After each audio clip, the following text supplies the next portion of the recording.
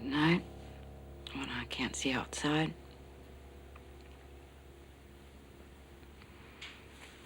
I'm scared, and I can't.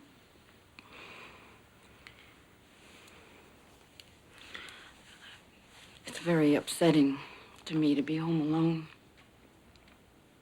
I have nightmares.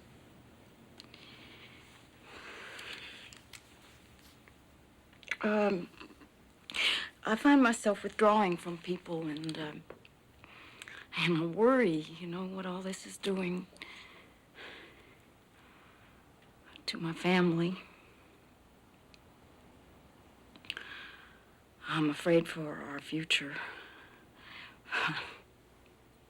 For my future. Candy?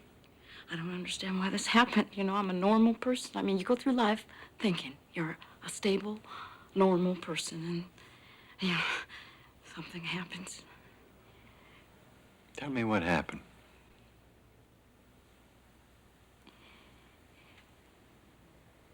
Everything I ever was is in question. Tell me what happened, Candy.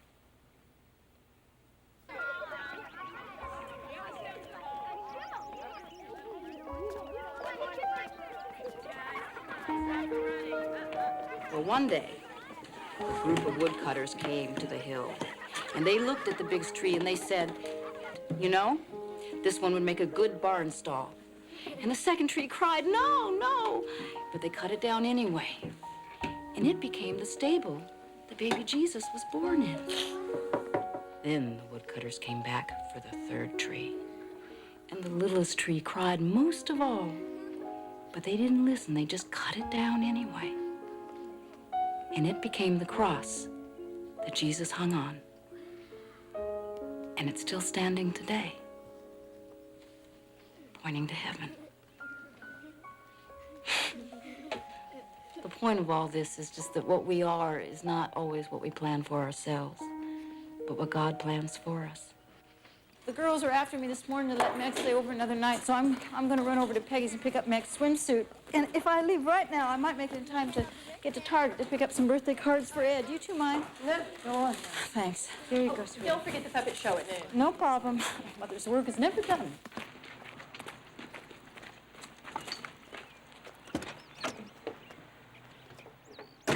And late at night, George Washington... Where's my mom? She'll be here, honey. She said she would.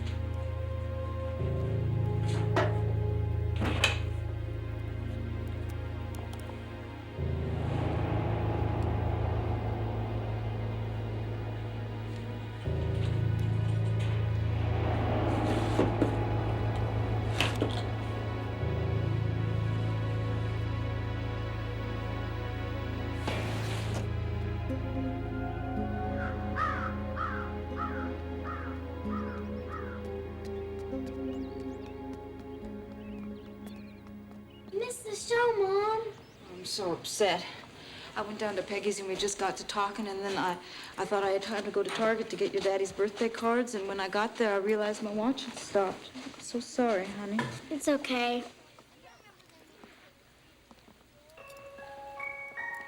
Where have you been? I saved you some lunch.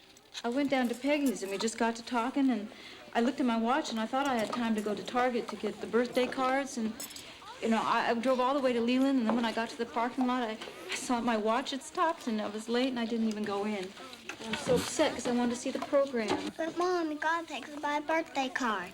I know, baby, as soon as we finish lunch. I had to get Meg's swimsuit or I wouldn't have been late. That's okay.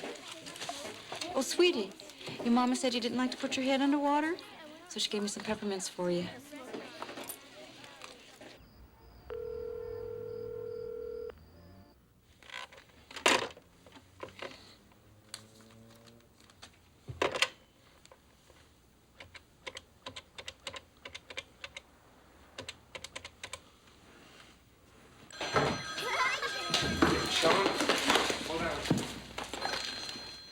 Hello? I'll get it, honey. Hello? Candy, Stan here. Oh, hi, Stan. You seen Peggy? I've been trying to get her for several hours, but she doesn't answer the phone. You sound like you're a million miles away. Where are you? Oh, I'm in Minnesota on a business trip. I've been trying to get her, but no one answers. I was wondering, maybe you might have talked to her today? I saw her this morning when I went to pick up Meg's swimsuit. Well, did she seem all right? She doesn't like being left alone. Yeah, she was fine. She gave me some peppermints for Meg and told me how she wouldn't put her head under water unless she got a peppermint afterward. Well, you happen to know if she had any plans? Jim Ramsey says her car's not in the garage. Maybe she went to a friend's. No, she wouldn't stay out this late. It scares her. Was there anything I can do? I'd be happy to go over there and check on him for you. No, that's all right. I'll call the neighbors. Okay, but you call if you need anything. Okay, well, thanks. Bye. Bye. What's going on? Stan's worried because Peggy's not home. So maybe she went to the movies, huh? Oh, she's very moody. She never leaves the house at night. It's already past her bedtime. Jim, listen, I still can't get in touch with Peggy. Would you run out and see if her car's back? Why don't you hold on? What the hell's going on? I don't know. Blankenship just called and told us to get in the house. I hardly know these people.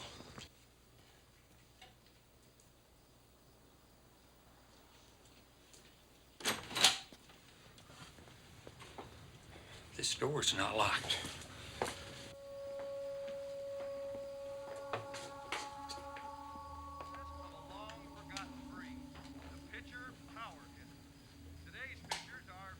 Peggy? Peggy? Peggy?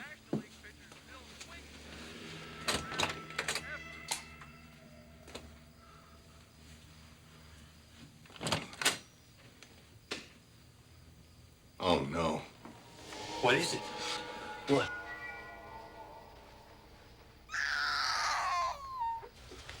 Where is it? I think it's in the back room. This way.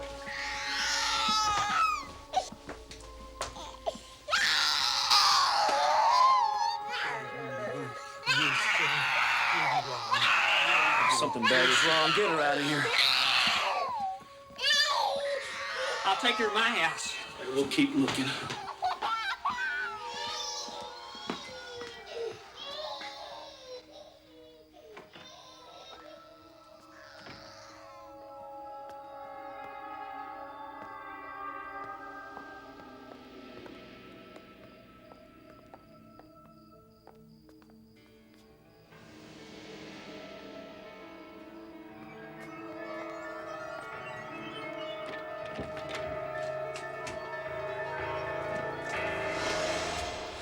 Oh, my God.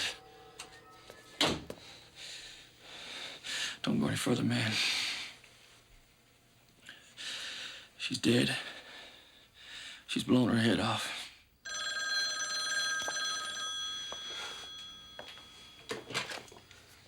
Hello? What'd you find? It doesn't look good. But don't worry, the little one's okay. What about Peggy? I'm sorry, Stan.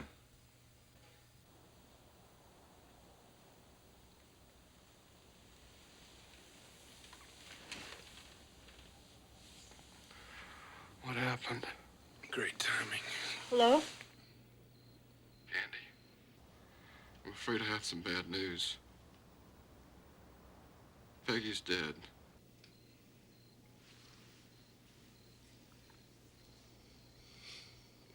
What happened? Looks like she's been shot. Neighbors found her. I know there's been some things bothering her lately. I know she's been upset about being pregnant. What about Allison? But I never thought she'd do something like this.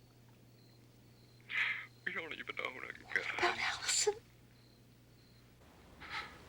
She's fine. Please look after Meg for a while.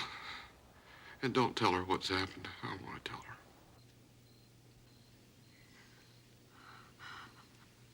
I don't know what to say. I gotta go, Candy.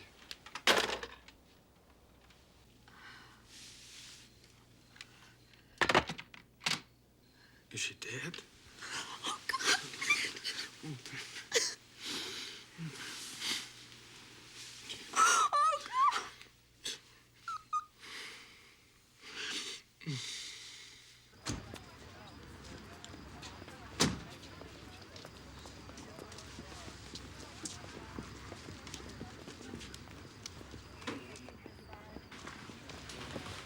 I'll be right back. Y'all got something for me? Oh, yeah, we got something for you. Back here. What, the woman blow her head off? There's nothing left but a mass of tissue and blood. The eye socket and cheekbone have been pummeled to bits, the bone so completely shattered that the eyeball sank into the sinus. Running all the way across from ear to ear, I found a huge, gaping wound. So deep and struck with such force that it penetrated the cranial vault, causing a good portion of Miss Blankenship's brains to seep out onto the floor. Along the back of the head, I found 3 other wounds. 2 of them pointed at the top and squared off at the bottom. I can think of only one explanation for this. The axe got stuck inside the head. The killer had to wiggle it back and forth to free it from the bone.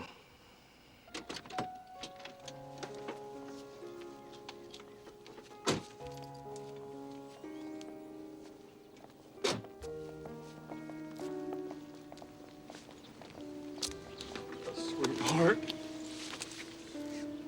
Oh, Stan. Could you come in for a minute? Do you understand, Meg? Do you understand? Who's gonna cook for us now? We're just gonna have to cook for ourselves now. Who's gonna take care of us?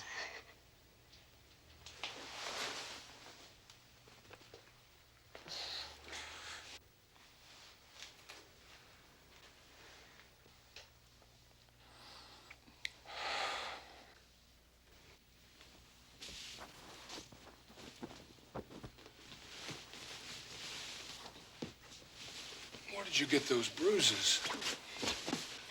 Just housework, you know, I'm always bumping into that dishwasher.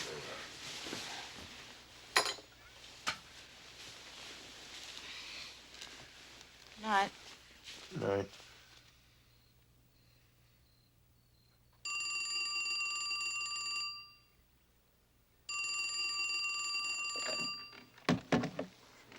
Hello? Candy, it's Stan here. Am I waking you? No, it's all right. I just thought you should know. I talked to police and told them you were over here, so they'll probably be calling you. Okay, fine. Well, bye.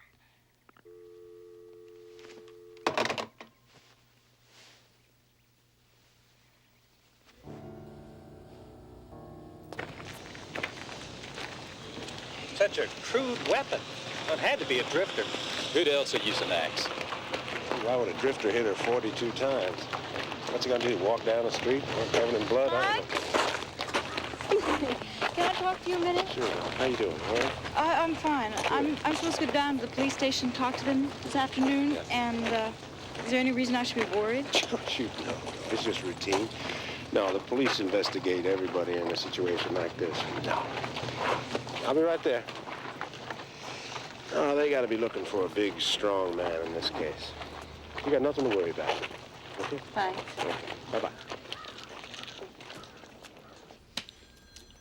Miss Morrison, we want to know everything you did and when you saw him Friday. Anything or anybody that might be suspicious. Okay. I took the kids to Bible school, and then I left the church around 9:45, got to Peggy's around 10. And she was drinking coffee and sewing. Something yellow. But she put all that aside so we could, chat and discuss what to do with the children. And then, after a while, we went outside and we played with their dogs. They'd just gotten themselves this little puppy. It was so cute. And then toward the end of the visit, we went inside. I went to the utility room, got Meg's swimsuit, and Peggy went to get a towel. And she also gave me some peppermint candy to give to Meg if she put her head underwater. She won't do it otherwise. What were you wearing? I was wearing a burgundy blouse and blue jeans. What about shoes? Blue tennis shoes. Rubber soles. Pardon me? Rubber soles. Yes, sir. You have those shoes? No, not with me, no. We may need them to check against the prints of others who were in the house. I'll get them for you. You'll be willing to submit to hypnosis? Just to see if you remember anything you forgot to tell us. Sure, fine. I want to do anything I can to help. Thank you. That's real good. Candy, Connie, this is Mr. and Mrs. Merriweather, Peggy's parents. How do you do? How do you do? I just wish there was something I could do for you. Thank you. It's nice to meet you. I know where the kitchen way. is, Yeah. Thank you for coming.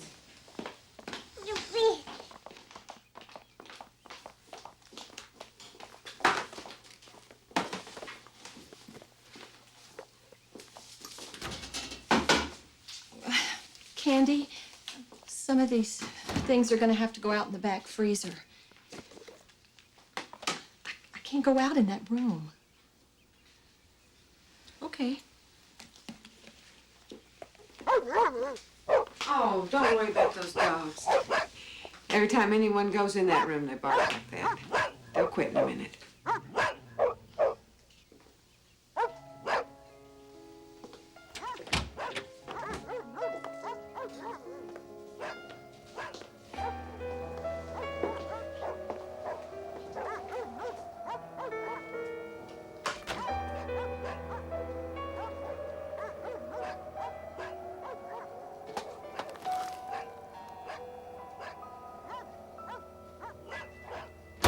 Alibi or no alibi, I think you'll get that husband in here. Why don't you start by telling us a little about Peggy's frame of mind the morning of the 13th?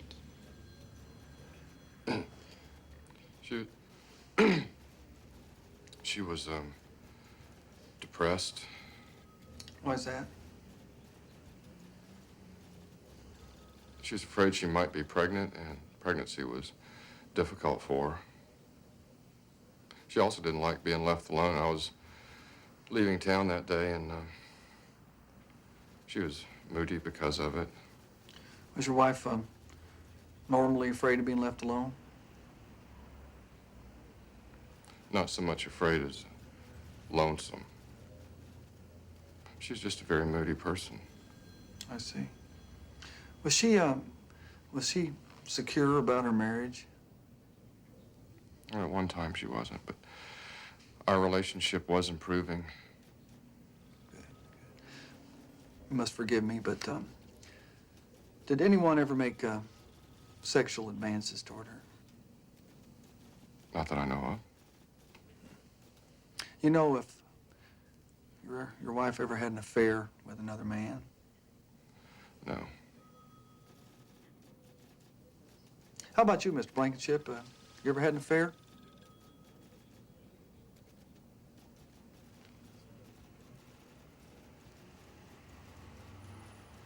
Yes? Oh? With Candy Morrison. How would you describe yourself, Candy? I like doing things for people, working at the church, volunteering for projects. I'm the kind of person that likes to nurture. You know, take a 3-day-old kitten, nurture it until it goes on its own, that kind of thing. I'm a good cook, good wife. I'm a good mother. You're describing yourself in reference to others. What I want to know is what makes you happy. My children, God, my husband, those are the important things. You live in your own skin. Aren't you important to yourself? No. It's not the way I was raised. Okay. How were you raised? What were you raised to believe would make you happy? I told you,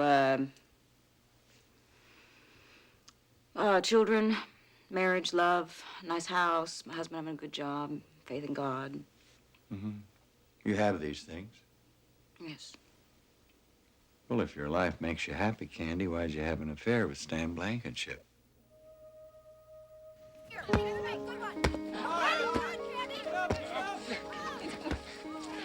You can't occupy the same space at the same time.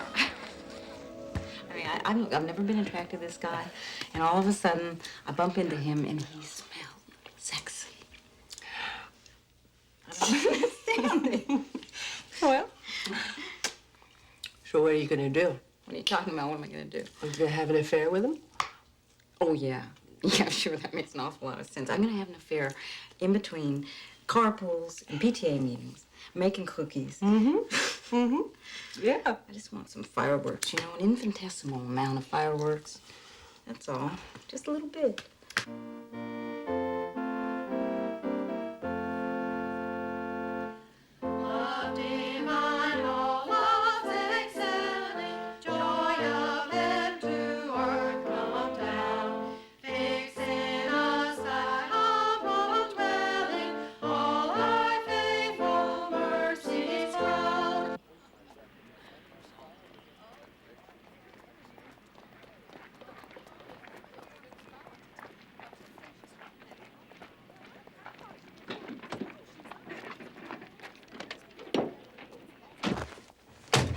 Stan, I want to talk to you about something that's been bothering me.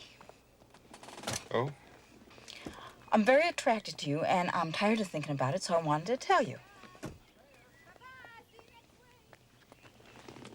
I don't know what to say. Yeah, well, it's something I've been thinking about, and I wanted to say it so I could stop thinking about it.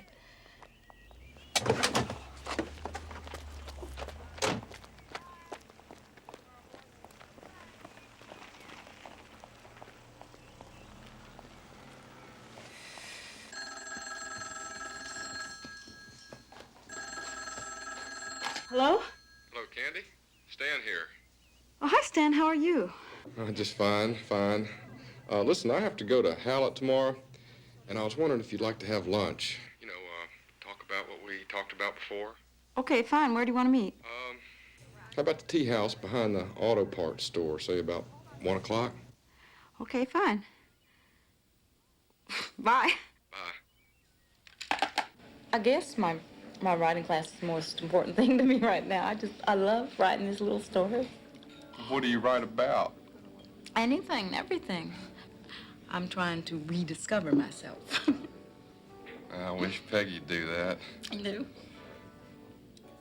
And she just sort of sits around the house all day, you know, waiting for the baby to be born. Oh, I wouldn't worry about that. Pregnant women do that. Well, she changed after she had Meg. I can't figure it. Changed how? Well, she's sick all the time, you know. Moment one thing goes away, another one pops up. I didn't know that. I guess I'm a little afraid of what might happen this time. You're just the opposite, though, aren't you? Always up, always busy, easygoing. I'll tell you something I don't tell very many people. My daddy was Army. He never stayed one place more than a year. I learned very early on, you can't let the world get you down. And even if it does, you can't let people know it.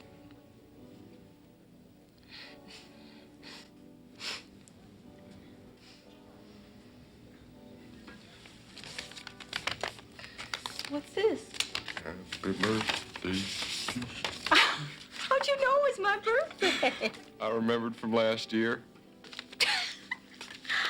Oh, aren't you something? Ah, this is so sweet. I'm glad you like it. What if we become emotionally involved? We have to avoid any of the hazards. I know that. I feel the same way. I don't want anyone to get hurt either. Well, let's just think about it some more. Fine, fine. I think we should. But I'll tell you something. You can go to bed with me pretty soon. There's no way you're going to live up to the expectation I have of it. I know. I've thought about that.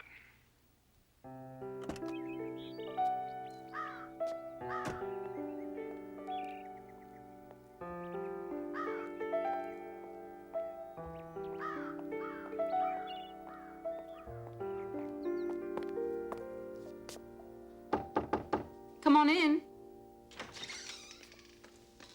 Hi. Hi. We do this in an orderly adult fashion, or we don't do it at all. I don't believe this.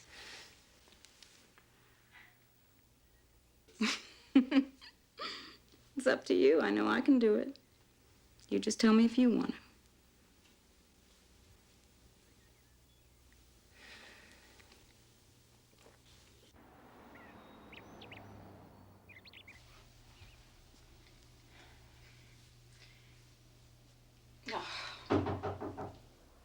It's unlocked.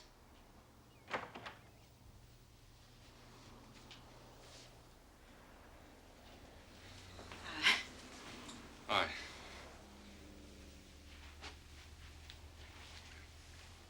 Oh.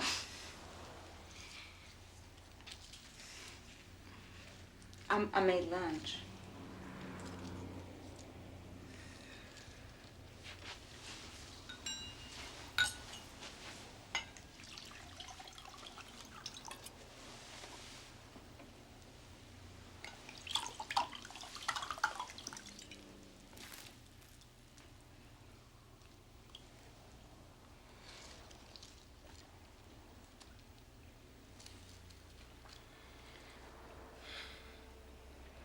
Maybe we should just have lunch and forget the whole thing.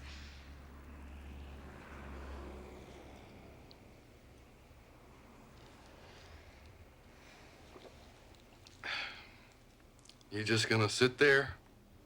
Yes, I am.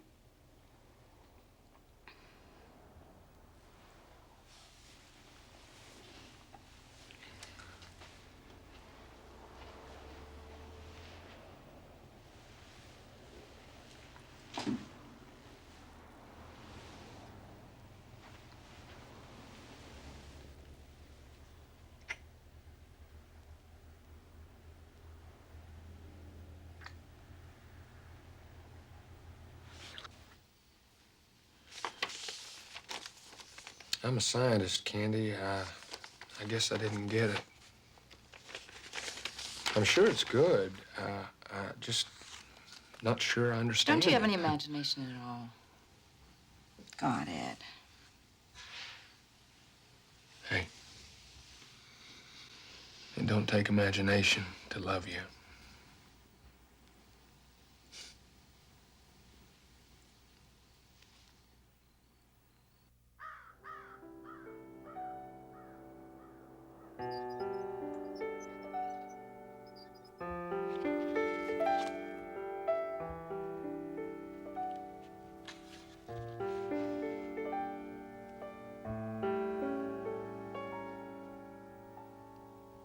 Maybe we've been using each other to fill gaps in our own marriages. I mean, maybe we should just see how we feel if we stop seeing each other for a few weeks. I mean, keep it open. Just meet on a monthly basis instead of every 2 weeks. You seem to be leaving it up to me, so I decided I won't bother you anymore. Well, that's fine with me. I can do that. You know, we'll always be friends. Sure.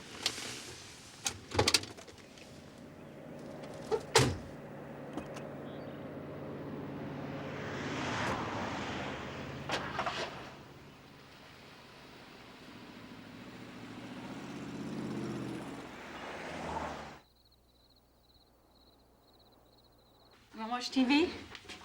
No. No, thank you.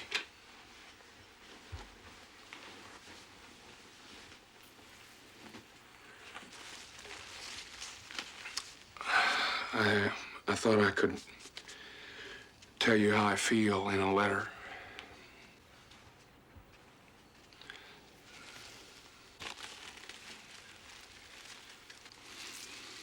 I'm gonna sit in the living room while you read it. You can come out there whenever you feel like.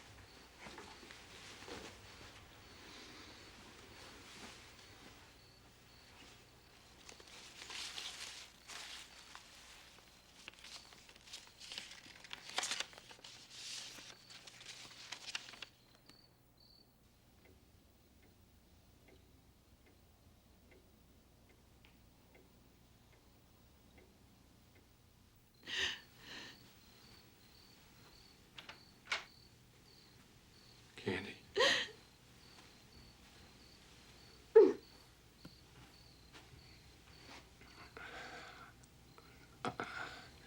I found Stan's cards in your drawer.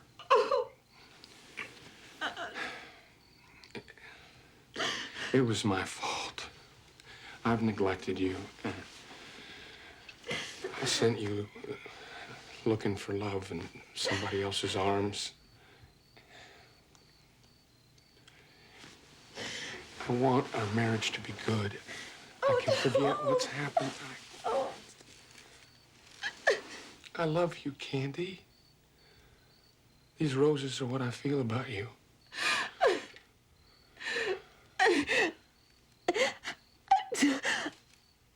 I'm so ashamed.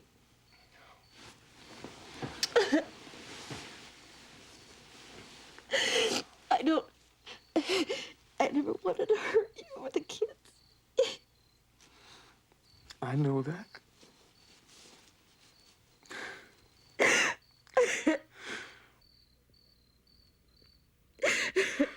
Why were you ashamed?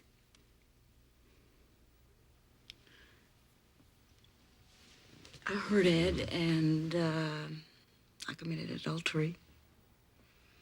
Would you have been ashamed if you hadn't been caught? Having an affair was bad. I'm ashamed of it.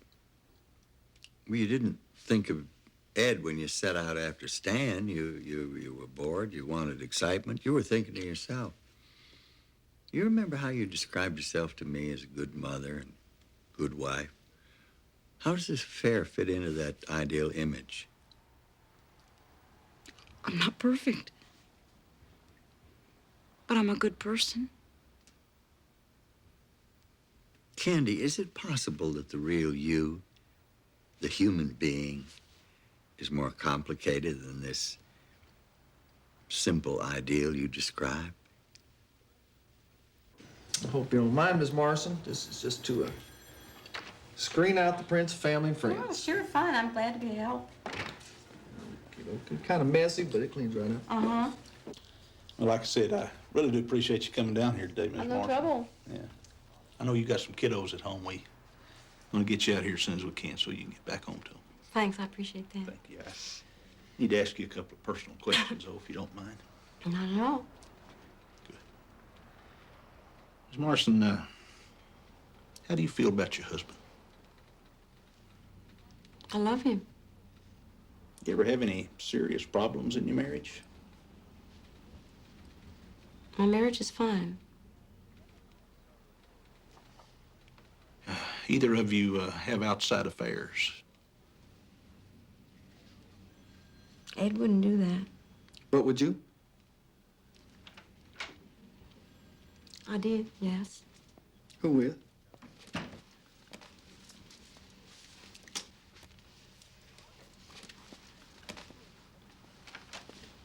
I had an affair with Stan Blankenship.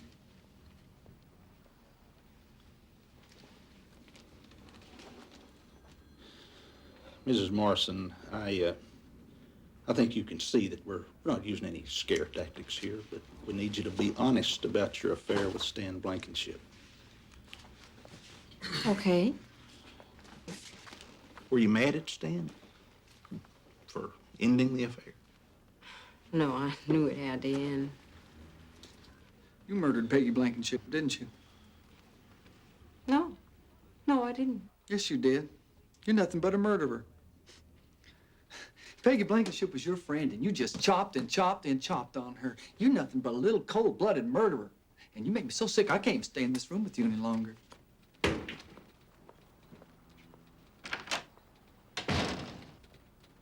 I can see that there's something on your mind. You can talk to me. I didn't murder her. Yeah, well, jury might think you did. If I show them that this is your print, and I can prove that the footprints we found in Peggy Blankenship's house. I didn't do it. You mind if I keep these for a while? And I'd appreciate it if we could have the ones you're wearing, too.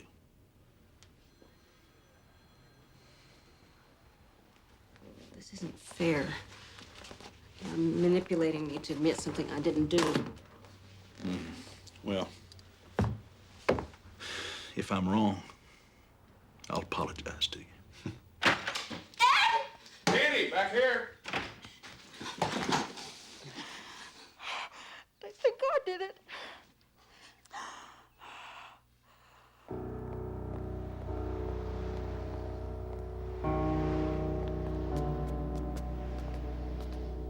It's probably not as bad as we think, but the police called me back and they accused me of killing Peggy. Wait a minute, why would they think that? I don't know. I guess because I was there that morning. Tell Mike about the affair, Candy. Affair? What affair?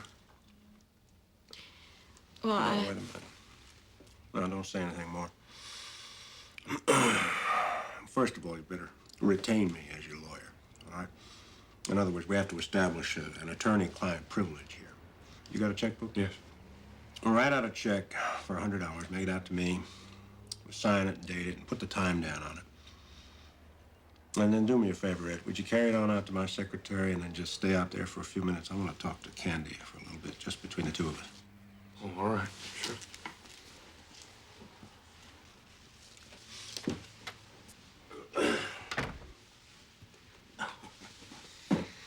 Well, maybe you better tell me about this affair. Oh, I had an affair with Stan Blankenship. You had an affair with Stan Blankenship. All right, Candy, well, now I need to hear the whole story right from the beginning. Wait a minute. If you don't mind, I'd like to have my associates in here to hear it, too. Okay, sure.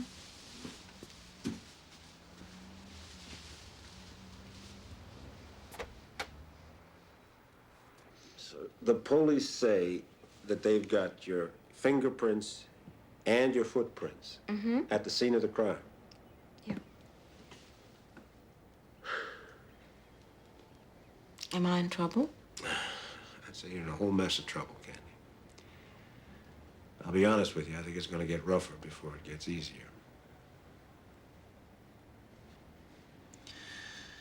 Well, might as well go home. Don't talk to nobody, you understand? Don't talk to the police, don't talk to reporters. Reporters? I get the feeling she's covering up for someone. Maybe she didn't do it. Of course she didn't do it. Hell, she couldn't have done it. But she knows he did. Maybe Stan. Big time void at the time of the murder. All she can say is she's in the parking lot of a Target. No witnesses. You know, the thing that bothers me is how come she's not a basket case? I mean, being accused of something like this, hell, I know I'd be. Candy, it's Mike Reavers. Listen, we need to meet and talk about this. Just me and you, face to face. Okay, when? Right now. All right, I'm on my way. Personally, Candy, I know you didn't do this thing, but obviously the police are harassing you for some reason. Thank you, dear. Go on, help yourself. Thank you. I just broke open a box of cookies. I don't know if they're any good or not. The chances are they just don't have enough evidence to indict you with, so they're just keeping the pressure on, trying to see if they can make something happen. You understand? Mm-hmm. But I'm your lawyer, Candy. I can't have you lying to me. You understand that? Now, I said just a minute ago that I know you didn't do this, but I think you know who did. I want you to tell me right now who you're covering up for. No one. Come on now, Candy. Did Stan do it? Come on now, tell me. Did you walk in and see something that scared you? Come on. Stan didn't do it. How do you know he didn't do it? Because I didn't. What? I did it.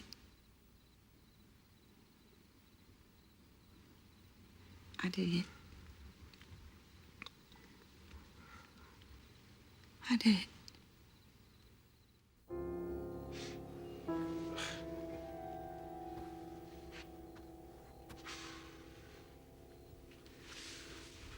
What about your husband? Have you told Ed about this? No. What do you think he'd do if you did tell him? Well, he's a real honest person. I think he'd go to the police for my own good. Well, then don't tell him. Definitely. Don't tell him, all right? Okay. In fact, you go home, you don't say anything to anybody. Okay? Okay. Wait a minute. Now, hold it. We're not finished yet. Look, Candy. I've never argued a criminal case before. My area is lawsuits, personal injury, that type of thing. Now, Kevin, he's a criminal lawyer, but he's 26 years old. I trust you. I could take you downtown and introduce you to an experienced criminal lawyer. Then I'd feel like a criminal. Well, think about it. It could be the difference between life or death for you. I want you. Kevin. She says she did it. Yeah. Well, I'm not so sure. Because I know the woman. I know her family. Because we worship together. It just doesn't make any sense. Oh, yeah, she's got a story, all right. Make your hair stand on end. And there's no question. She's feeling guilty about something. But maybe it's the affair that she had with the husband. You know, I mean, she comes in, she finds the body. She goes into shock, and then she blames herself. I don't know what happened. I'll tell you one thing for sure. We'd better buy ourselves some time and find out real quick. 'Cause this town's ready to lynch her.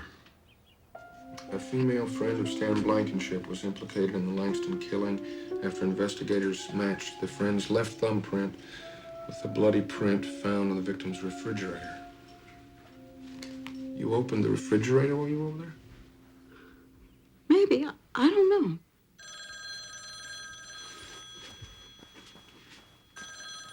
Hello? Oh, hi, Mike. Okay, fine. Thanks for letting me know. Bye. What is it? They're gonna arrest me.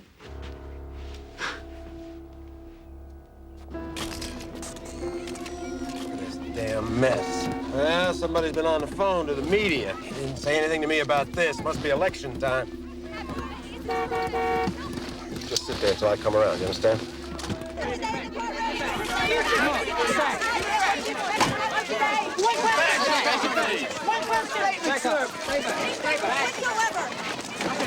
Stay right close to me, understand?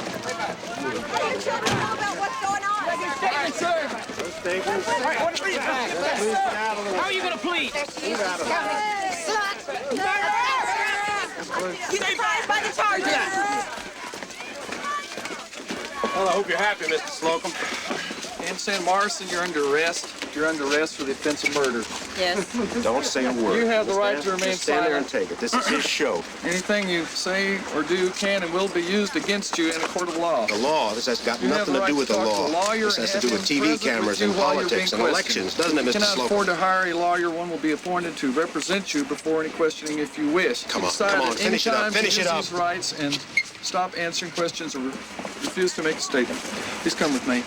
All right, you can't go with her. What do you mean? That's my client. You gotta go through the side entrance. Don't say a word, Candy. Keep your mouth shut. Don't tell him anything. Leave that car there. Move it. I'll tell you what. Why don't you tow that car, you son of a... Get out of my way.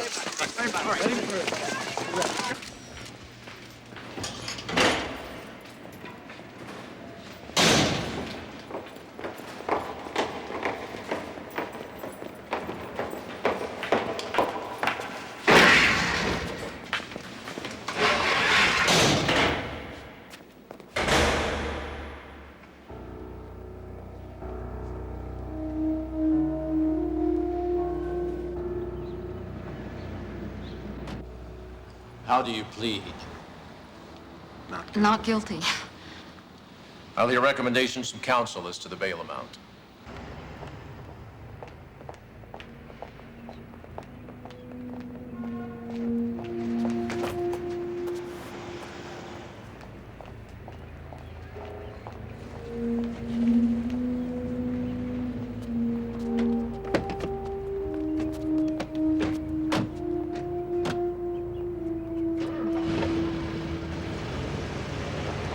Before we begin this examination, Candy, I must warn you, since you've never been hypnotized before, if at any time you're not being completely honest and straightforward with me, if you're trying to fake your responses, I will end the interview, withdraw from being involved, and communicate that to your attorneys. Is that clear? Yes, sir. Good. Shall we start?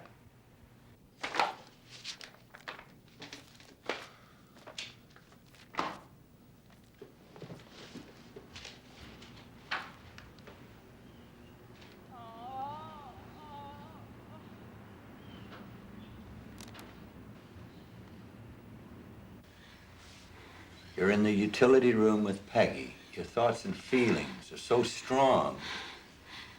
You have to express them. 1, 2. Stronger and stronger. 3. Now let them out, Candy. What's that you're feeling? Hate. Hate? Hate. Okay, you hate her. Now, express your feelings. They're stronger and stronger. I don't want him. You hate her. I don't want him. What? I don't want him. You don't want him, huh? What? All right.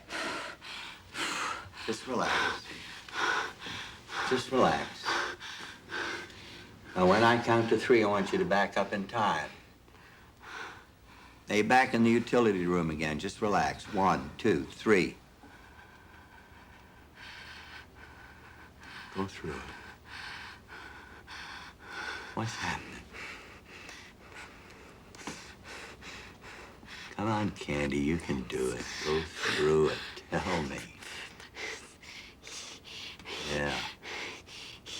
What's happening? Look at this. Look at this. Look at this. Louder. Louder.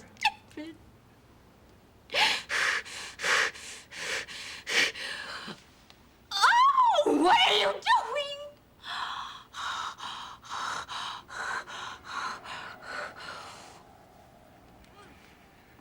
What's that?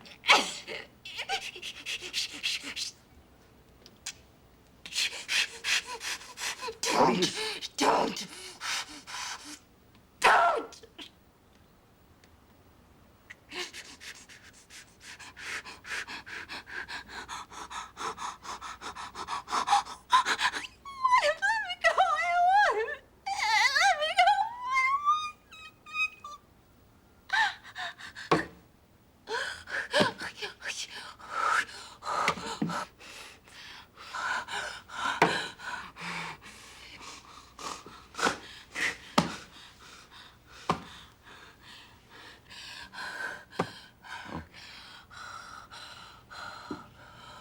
All right. Just relax. You're not in the utility room anymore now. I want you to go back to the first time you ever felt that mad. You recall ever feeling that mad before and angry? Go back when you were little. Go back. Back in time. Let's get in the time machine and go way, way back. One. Back in time. 2, 3. The time machine stops. How old are you now, Candy? Huh? 4.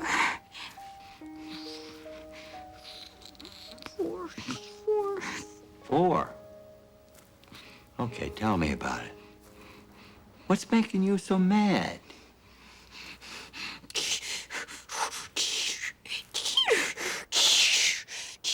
Cheated.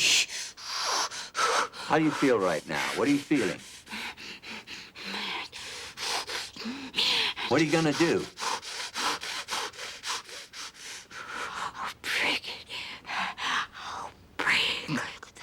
Break? Don't break it. Huh? Did you break it? Uh-oh, what's happening now?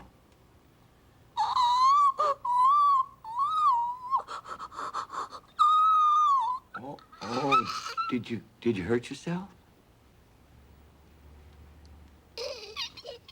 It hurts.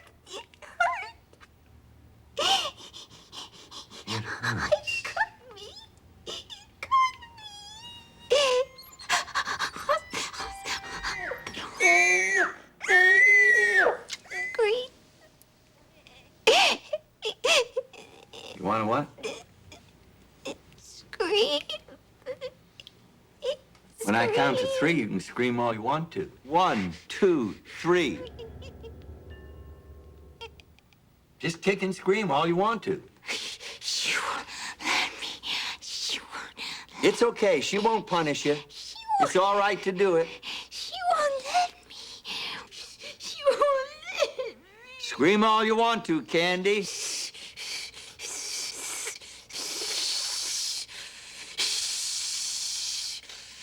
When I count to 3, you can kick and scream all you want to. 1, 2, 3. It hurts!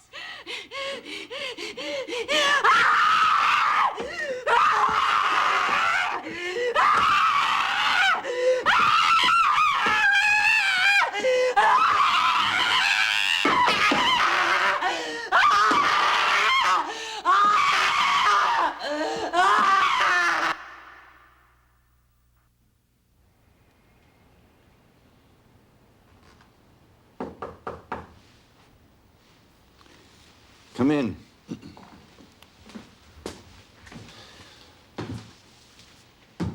Well, what does it look like? She did it. I don't have all the details yet, but she did it just like she told you.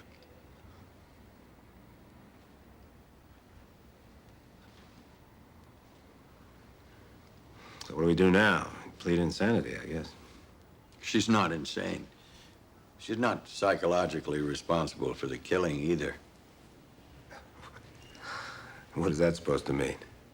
She's an injured person, crippled, really. Programmed since she was a child, bottle up her anger because of what others might think. She's a spectacular example of denial. I've never seen repression so intense. But she's not crazy.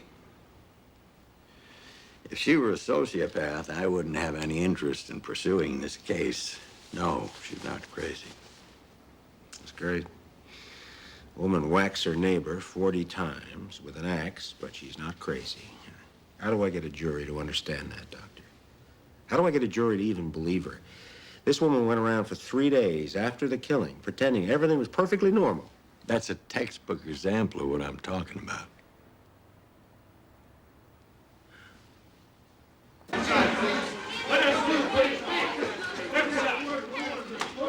John, take him up there. Let him through. Please have one more. Come on. Please give one more. Hey, now, let's go. Let's go. Let him back. Stay back. Stay back. Where you... Now, if you read the papers, you all know there's a love affair involved here. Mrs. Morrison sinned.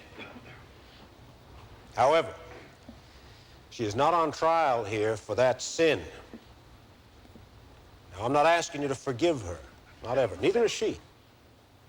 But I am asking you to decide this case on the basis of the evidence, without all that love affair business muddling up your mind. Now, it is not proper for me at this time to discuss the facts of the case with you. But there is something I got to tell you now in order to discuss the law with you.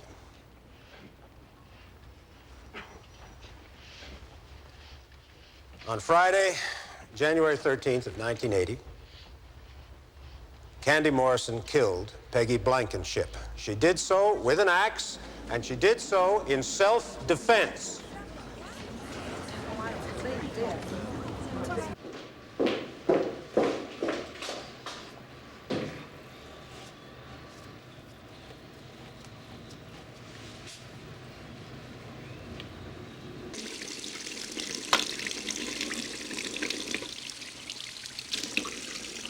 Now, you told the jury earlier you'd known the defendant approximately 2.5 years. Is that correct?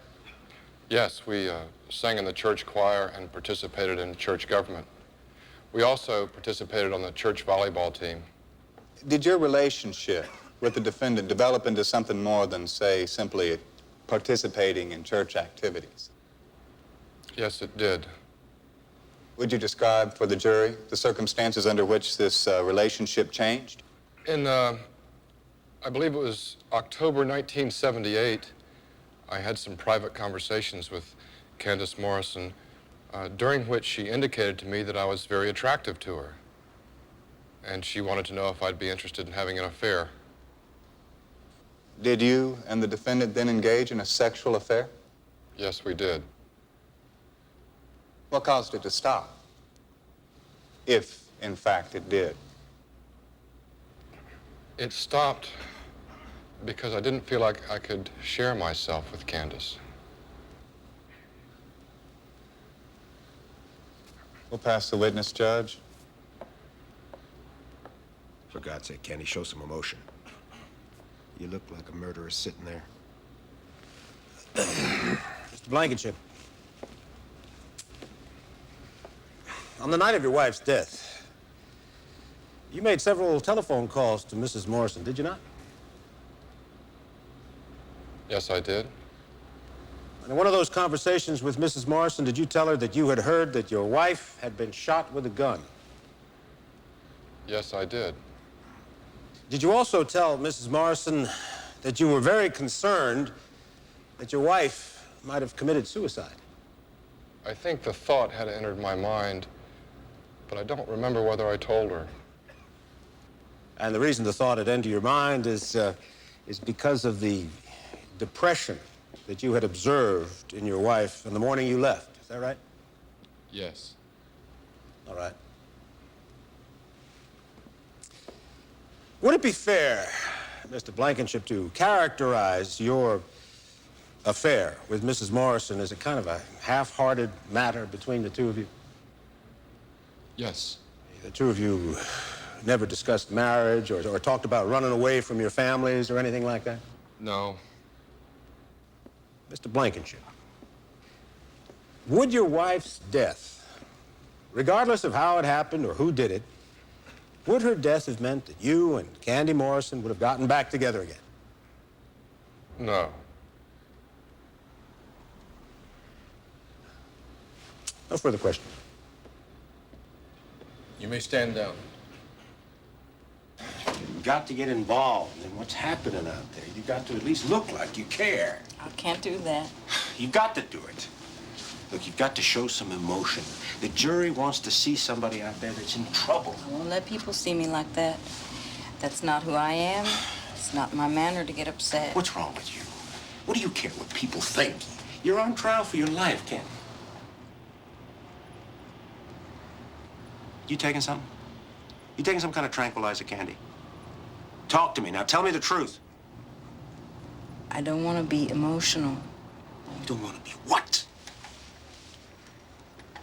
Now, you listen to me.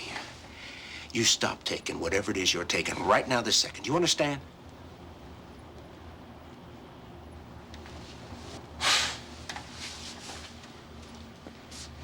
Your boyfriend, Stan Blankenship, looks like a damn zombie out there. The jury's beginning to think you're one, too. Kevin, come here. Now, let me ask you this. With respect to the injuries you've detailed for the jury, do you have an opinion based on reasonable medical probability as to the cause of death of Peggy Blankenship? Yes, sir. What is your opinion? That she died as a result of massive head injury inflicted with a heavy-bladed chopping weapon. Pass the witness.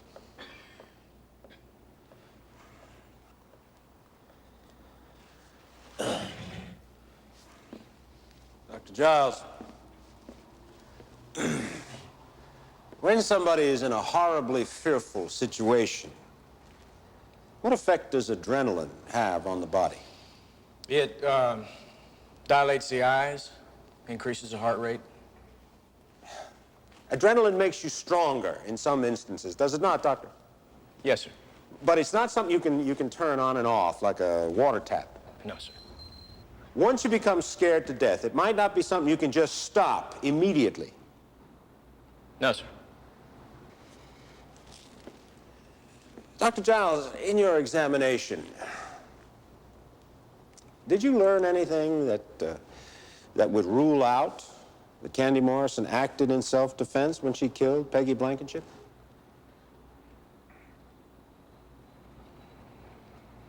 No, sir.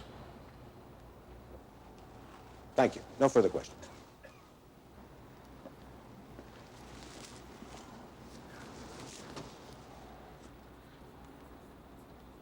Did the murder of Peggy Blankenship appear to be a crime that was undertaken with great care?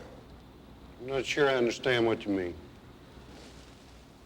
There were fingerprints left by the killer all over the house. Nope. Not to my knowledge. There are no fingerprints. Not all over the house. But there were fingerprints left. That's correct. And there was hair left. That's correct. There was blood left, evidently by Mrs. Morrison. That is correct. And the murder weapon was left at the scene of the crime, was it not? Yes. As well as the body. Yes. And the murder took place in the Blankenship's own home in broad daylight while people were awake. One question at a time, Judge. An axe is not the easiest instrument of death to wield, is it, Chief? Probably wouldn't be. An axe is not the kind of weapon you can use as quickly or as efficiently as a gun or a knife or a pair of scissors, is it? No, sir. An axe is, however, the kind of weapon that will cause somebody to become very fearful very quickly. Is it not? Probably would. Probably would. Chief McAllister, if you had planned the murder of Peggy Blankenship, can you imagine it being performed more inexpertly or carelessly? I didn't plan it. No further questions. Pass the witness. You may stand down. You prepared to go forward, Mr. Reavers? Yes, the defense is ready, Your Honor. We call Dr. Russell Beardsley. As Mrs. Morrison recalled her childhood experience in my office, she began to scream and scream. Feelings she'd never gotten out before, feelings of fright, anger, rage at not being allowed to scream. The question for me had to do with what precipitated the irrational explosion of rage on January 13th, 1980, after the initial impulse of self-defense. Why the continued hitting? People who have suppressed anger for an entire lifetime, when the anger finally surfaces, they can't control it. Excuse me, Dr. Beardsley. Your Honor, I'd like to ask for a continuance at this time, please, till tomorrow morning. There's plenty of time left in the trial day, Mr. Reavers. It'd be foolish to waste court's time by sending everyone home. Yes, Your Honor. However, I'd like to interrupt Dr. Beardsley's testimony and call the defendant to the stand. However, I don't think my client is capable of testifying at this point. 10 minutes recess.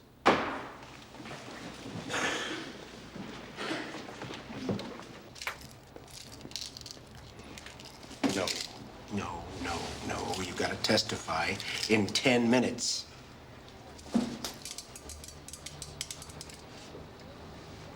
Which means you gotta go out there and you gotta show these people what you feel. You gotta make them feel it too, just like they were you. Now, can you do that for me, Candy? Because if you can't, this jury's gonna put you away.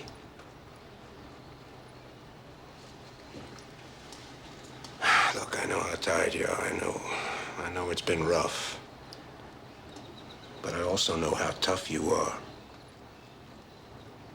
So you pull yourself together. You hear me? You pull yourself together.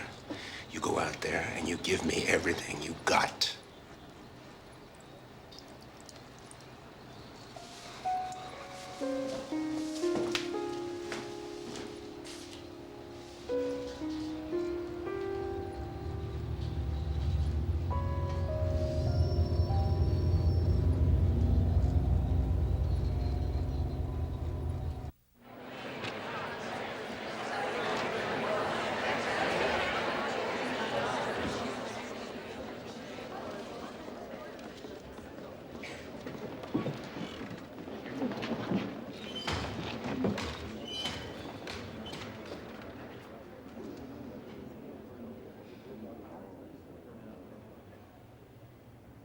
Do you swear the testimony you're about to give in this case will be the truth, the whole truth, and nothing but the truth, so help you God?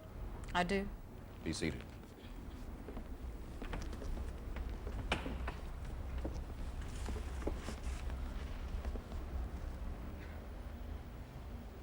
Mrs. Morrison.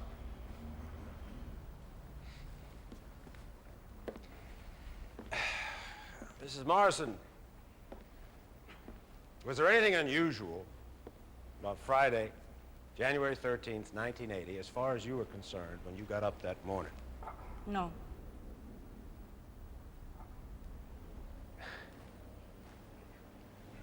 Did you have plans for that evening with your family? Yes, we did. We were going to see a movie. Did your children know about that in advance? Yes, they did. Sarah, my 7-year-old, wanted Meg to go with us.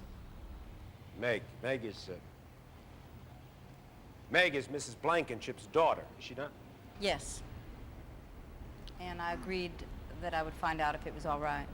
Now, had you called Mrs. Blankenship prior to the time that you went out there to see her? No. So that she didn't know you were coming, is that right? No. Now, Mrs. Morrison, Would you tell the court one more time, please? For what purpose did you go out to see Mrs. Blankenship?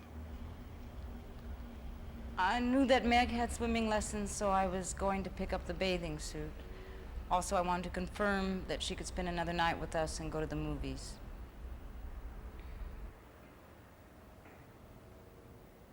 All right.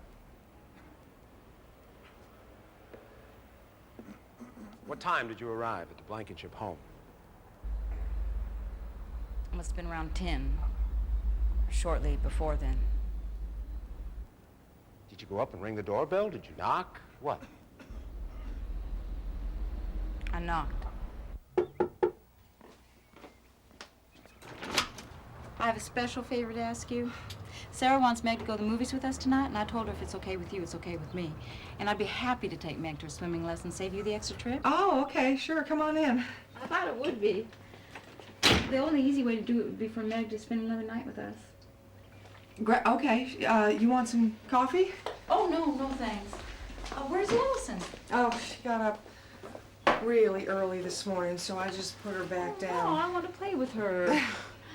Oh, if you're gonna take Meg to her swimming lesson, you need to remember that she doesn't like putting her head underwater. Okay. So when she does, we give her a peppermint afterwards. That's the reward we use. Okay, and while I'm thinking about it, you better give me directions on how to get there. I'm not sure I remember. Oh, it's real easy. It's right off Parker Road. You just come into town the same way, and I don't remember the name of the street, but it's the only one there. And it's right after 214 veers left. It's the second or third house on the right. Okay. We got a new puppy. You have a new puppy and I haven't seen him? He's 6 months old now. Oh, I have to go play with him. What's his name? Cheetah. Cheeto. You're so cute. Cheeto. I just love puppies. Cheeto.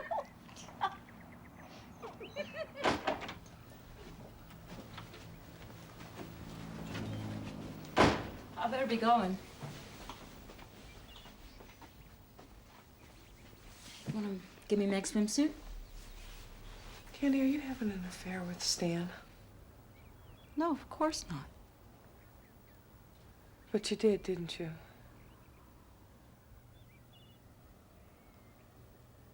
Yes, but it was a long time ago.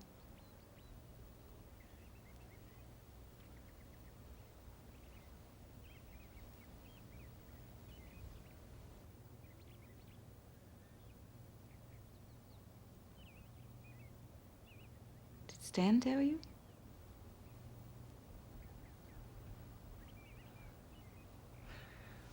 Will you excuse me for just a minute?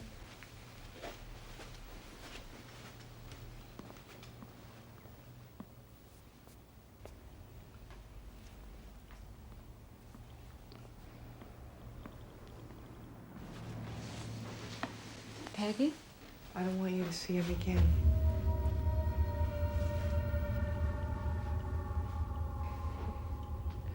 You can't have him. Oh, it's been over for a long time. I'm not seeing him.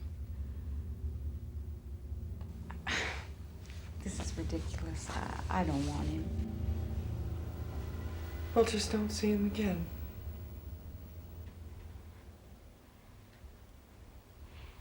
Under the circumstances, I think I better drop Meg off right after Bible school. No. No, I don't want to look at you again. You just keep Meg and take her to the movie like you planned and bring her back tomorrow.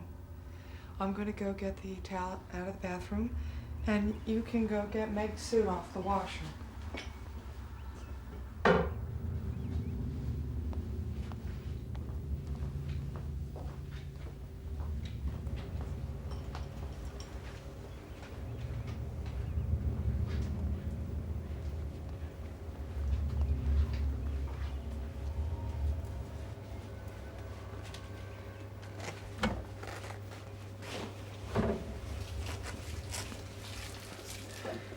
Don't forget Meg's peppermints.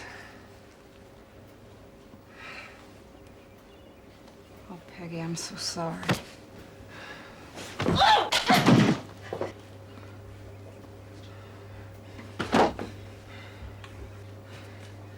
You can't have him. I'm gonna have another baby, and you can't have him. Don't. This is. I don't want Stan. Go. Please, don't do this. Please stop. I gotta kill you. What are you doing?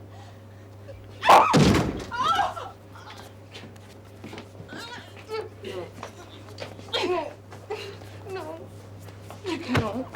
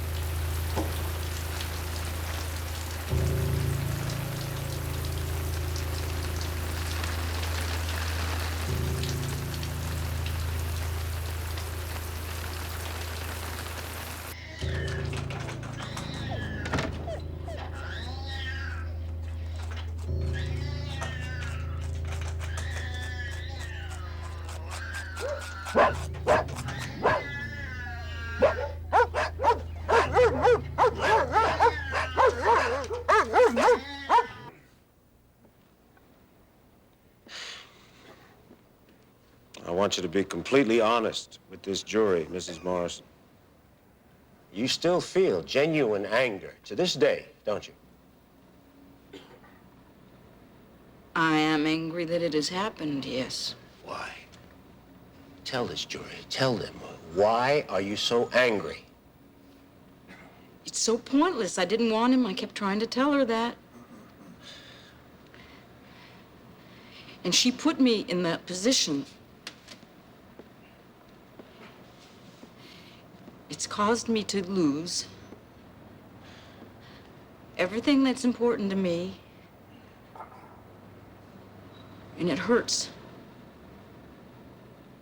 You had an affair with her husband, Mrs. Morrison. You and Stan Blankenship, you put her in that position. Yes. Yes, we did. Yes.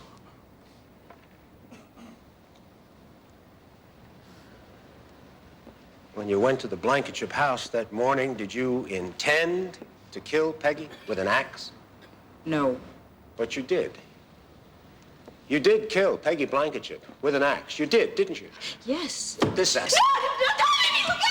Killed Peggy Blankenship with this axe. Didn't you? Didn't you? Didn't you?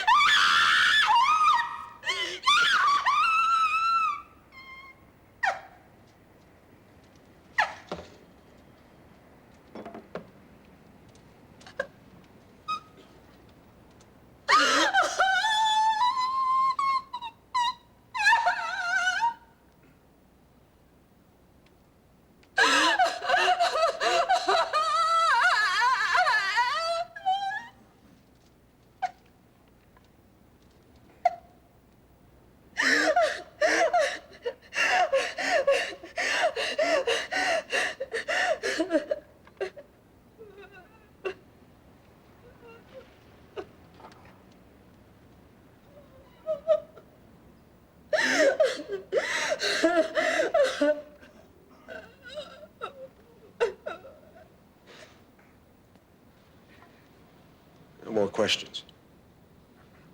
We'll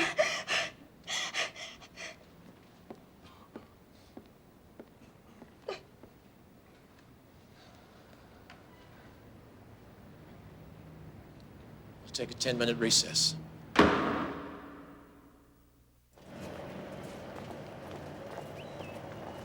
If a person is attacked with an axe, she has a right to use that axe against her attacker if it's apparent that she's in danger. And not one word of evidence has been heard from that stand that refutes the fact that Mrs. Morrison was attacked and was in danger.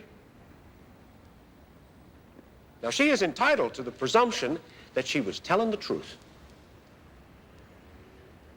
Mrs. Morrison instinctively fought back against her attacker. Now, ladies and gentlemen, that is the natural law of self-preservation, the law of survival. that is fundamental in every living creature. Now, I know there's some things about this case that bother you. I'd be a fool not to recognize that. But let me remind you, you people are here to see that justice is done. Justice. You're not here to extract revenge, and you're not here to satisfy the community's conscience.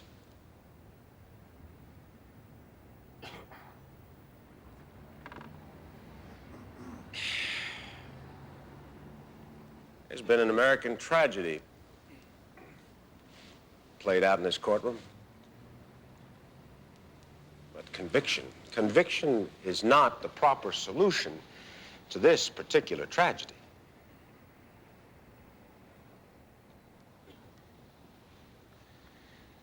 John Steinbeck once wrote, "There are those among us who live in rooms of experience that you and I can never enter. And perhaps there are forces at work in this case that we can't begin to fathom or even recognize. Rooms of experience that we don't even want to enter or even understand. But you can understand this. The state has not proved its case. A reasonable doubt exists.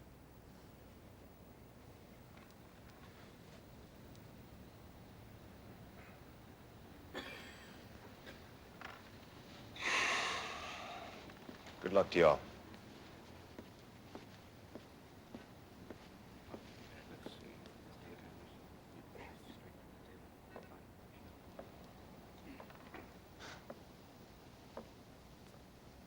Mrs. Morrison's entitled to the presumption that she's telling the truth.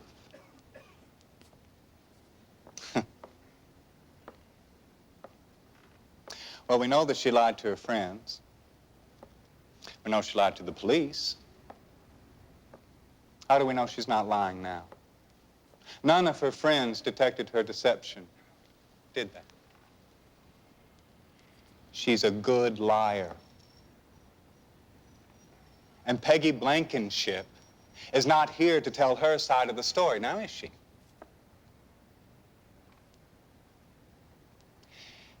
If you're attacked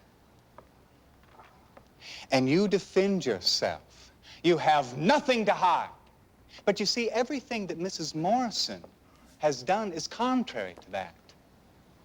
You're not going to swing an axe 41 times and not know what you're doing. Peggy Blankenship, at some point in time, was rendered incapable of continuing her attack. But what the defendant then did, knowing what she was doing, continued to swing the axe a total of 41 times. Now count that out in your head. 41 times. And did, at that point, cause the death of Peggy Blankenship.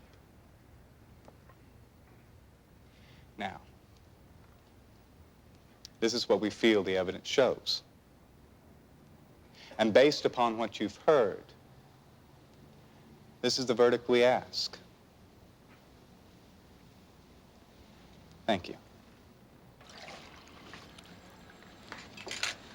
There you go. I want to take. Better eat something, Candy. They've only been out 2 hours. We could be here for a very long time.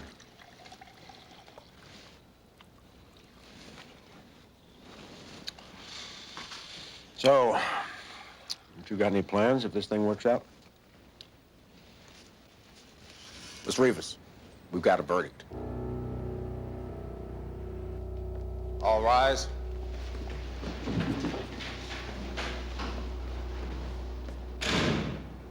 You may be seated, ladies and gentlemen. I have some instructions for the lawyers, the parties, and the spectators. When I read the jury's verdict into the record, I want no reaction from anyone in the courtroom, whatever that verdict might be. No vocal reaction, no physical reaction. And don't think I'm picking on you all. That's a standard instruction I give every time I get a jury verdict. Bring the jury in.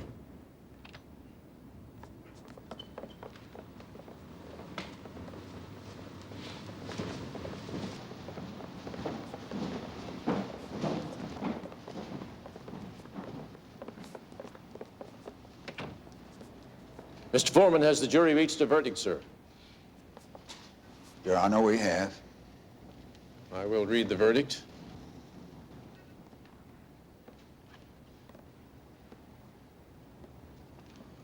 Will the defendant please rise?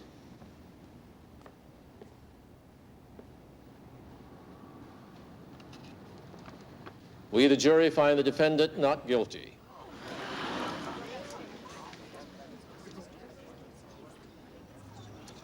Each member of the jury that concurs in this verdict, will you indicate it to me, please, by raising your right hand? For the record, Mr. Court Reporter, each member of the jury has raised his or her right hand. The court will accept the verdict and order it filed. This concludes your jury services. You've got it, Mike. I love you. Thanks, buddy. Thanks. Thanks.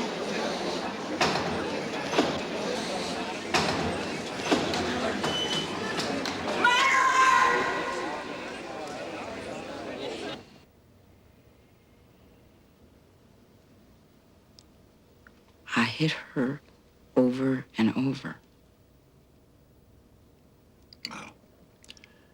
That could have happened to a lot of us, given It the didn't same. happen. It didn't happen. I did it. Oh, I'm real good at telling myself I had no alternative. But the way I reacted to it scares me. Because I killed her.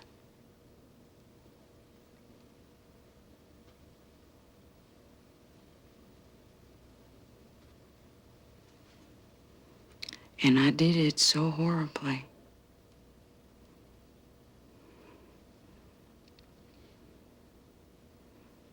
I can't face that. Why? Because it's so ugly. Do you want to hide it? I did. Didn't I? Candy, you have to learn to forgive yourself. The jury did. That's legal stuff. I'm not.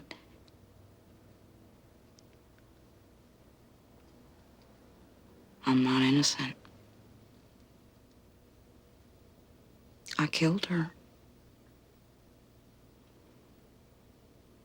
I'm a monster.